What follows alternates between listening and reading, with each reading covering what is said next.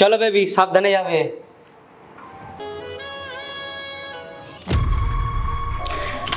Madam madam, স্যারের সাথে তোমার বোনের চক্কর আছে? কি? কি হলো কোয়েল, চিল্লাচ্ছ কেন? হ্যাঁ, ওই ক্যাব এসেছে না আমার, তাই। আচ্ছা ঠিক আছে, গিয়ে আমাকে ফোন করে দিও। ঠিক আছে। আমি যাব ছাড়তে? না না, আমি চলে যাব, ওই নিচে গেটের সামনেই এসেছে। ঠিক আছে। আর তুই ভালো করে পড়াশোনা করবি, বাড়ি যাচ্ছি, 1 সপ্তাহ পরে আসবো।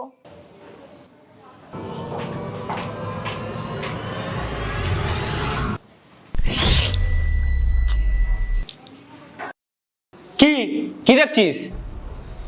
এইসব যদি কাউকে বলেছিস না, তো জানিস তো কাছ থেকে পুরো ঘাড় ধাক্কা দিয়ে বার করবো। আর শুধু বার করবো না, তুই নিজে কল্পনাও করতে পারবি না তোর সাথে কি হবে। এই যা গিয়ে ঝপ করে দরজাটা দে। চলো বেবি। লালু, এইদিকে আয়। এইসব কি বলছিস তুই? আমার বোনের আর আমার বরের চক্কর চলছে। তুই জানিস আমার বোন আমাদের বাড়ি পড়তে এসেছে, আর তুই ওর নামে বাজে অপবাদ লাগাচ্ছিস। ও আমার বরকে বরদার চোখে রাখে, আর তুই একবারও ভাবলি না জানবি ও শালী সম্পর্ক নিয়ে এইসব বলছিস? ছি। হ্যাঁ ম্যাডাম, আমি সত্যিই বলছি। আমি যেটা দেখেছি সেটাই বলছি আপনাকে। আমি আপনার এখানে এত বছর ধরে কাজ করছি, আমি চাই না আপনার খারাপ হোক। তাই আমি বলছি ম্যাডাম, আপনার বরের আর আপনার বোনের সাথে চক্কর চলছে। আর ম্যাডাম, আপনি যদি আমার কথা বিশ্বাস না করেন, এখন রুমে চলুন, ও সব কিছু দেখতে পাবেন আপনি। স্যার আমাকে বলেছিল এইসব কথা যেন আমি কাউকে না বলি।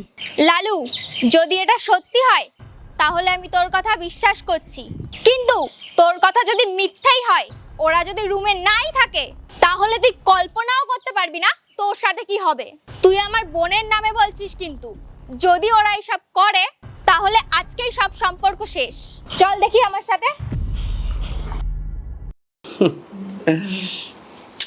সরো, আমি তোমার সাথে কথা বলবো না। কি হলো সোনা, রাগ করছো কেন? আমার বোনকে ছেড়ে দাও না কেন তুমি? আমি তোমার সাথে লুকিয়ে লুকিয়ে আর দেখা করতে পারবো না। আরে বাবু, ডিভোর্স তো আমিও দিতে চাই। আমার কি ভালো লাগে এভাবে লুকিয়ে লুকিয়ে দেখা করতে? কিন্তু ডিভোর্স দেওয়ার জন্য কোনো রিজন তো চাই। আমি ওর সাথে জানো কত ঝামেলা করি, কত কি করি, কিন্তু আমার সাথে ঝামেলা করেই না। তুমি একটুখানি ওয়েট করো, আমি সারাক্ষণ লেগে আছি ওর সাথে ঝামেলা বাঁধানোর।